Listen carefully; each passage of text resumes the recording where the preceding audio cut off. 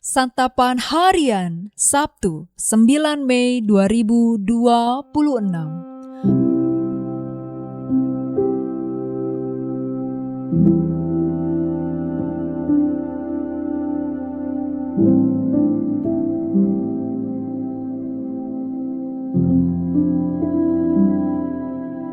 Inilah program Santapan Harian, sebuah program yang mengajak Anda menelusuri isi Alkitab, agar Anda menemukan makna firman Tuhan sesuai dengan konteksnya.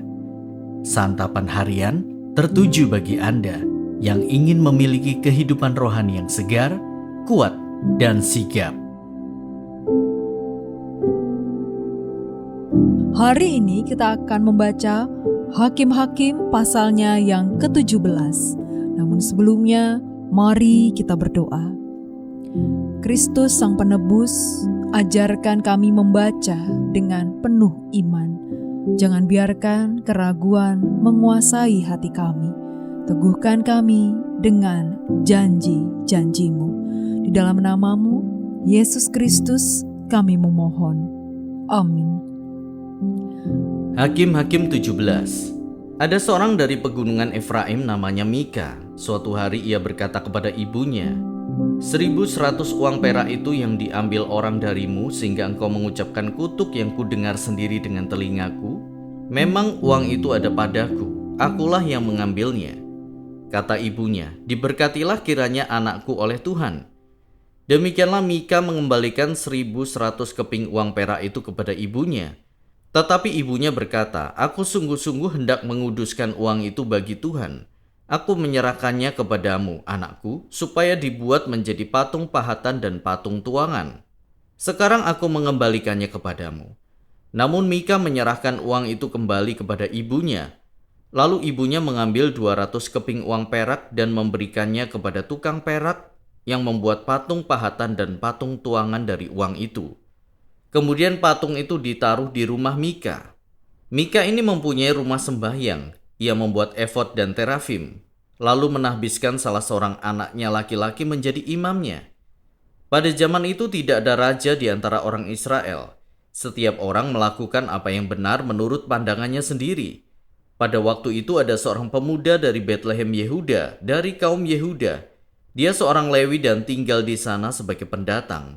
Lalu orang itu meninggalkan kota Betlehem Yehuda untuk tinggal sebagai pendatang di mana saja ia mendapat tempat. Dalam perjalanannya sampailah ia di pegunungan Efraim di rumah Mika. Bertanyalah Mika kepadanya, engkau dari mana? Jawabnya kepadanya, aku orang Lewi dari Betlehem Yehuda. Aku pergi untuk tinggal sebagai pendatang di mana saja aku mendapat tempat. Kata Mika kepadanya, tinggallah denganku, jadilah bapa dan imam bagiku. Maka setiap tahun aku akan memberikan kepadamu 10 keping uang perak, seperangkat pakaian serta nafkahmu. Lalu masuklah orang Lewi itu. Orang Lewi itu setuju untuk tinggal dengannya. Demikianlah pemuda itu menjadi seperti salah seorang anaknya sendiri. Mika menahbiskan orang Lewi itu, lalu pemuda itu menjadi imam baginya dan tinggal di rumah Mika. Kata Mika, sekarang aku tahu bahwa Tuhan akan berbuat baik kepadaku, karena seorang Lewi telah menjadi imam bagiku.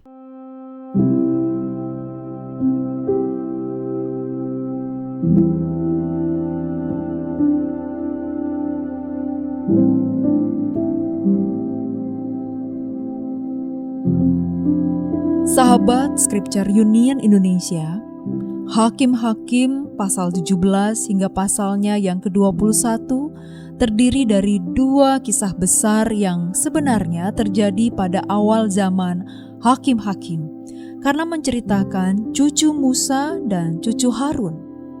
Kelima pasal ini ditaruh di akhir kitab Hakim-Hakim untuk menekankan pada zaman itu tidak ada raja di antara orang Israel dan setiap orang melakukan apa yang benar menurut pandangannya sendiri.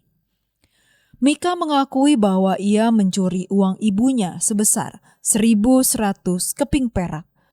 Setelah ia mendengar ibunya mengutuki orang yang mencuri uang tersebut, Mika mengembalikannya. Tetapi ibunya bersikeras agar uang itu dikuduskan bagi Tuhan serta digunakan oleh Mika untuk membuat patung patung pahatan dan patung tuangan. Patung-patung itu ditaruh di rumah Mika. Di rumah sembahyang Mika terdapat efod dan terafim. Dan seorang anak laki-lakinya ditahbiskan menjadi imam.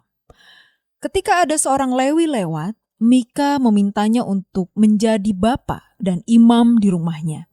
Mika pun menahbiskan orang Lewi itu dan mengatakan bahwa Tuhan akan berbuat baik kepadanya karena seorang Lewi telah menjadi imam baginya. Ibu Mika mau menguduskan uang itu bagi Tuhan, tetapi melakukan tindakan yang sangat dibenci Tuhan, yaitu membuat patung pahatan dan patung tuangan. Mika mengangkat seorang Lewi menjadi imam. Padahal orang itu bukan keturunan Harun, tetapi ia tetap yakin bahwa Tuhan berkenan kepada perbuatannya.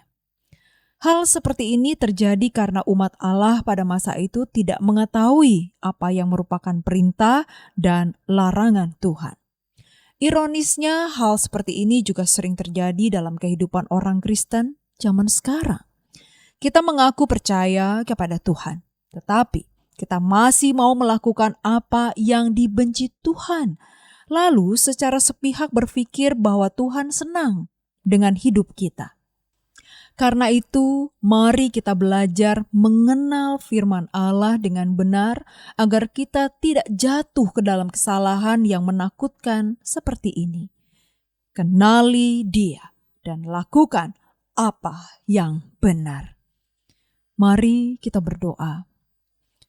Kristus Yesus, Sang Sumber kebenaran, bimbinglah kami untuk mengenal firman-Mu dengan benar, bukan hanya dengan pikiran tetapi dengan hati yang tunduk kepadamu.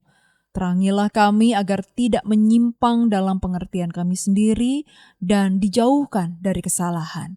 Mampukan kami hidup seturut firman-Mu setiap hari.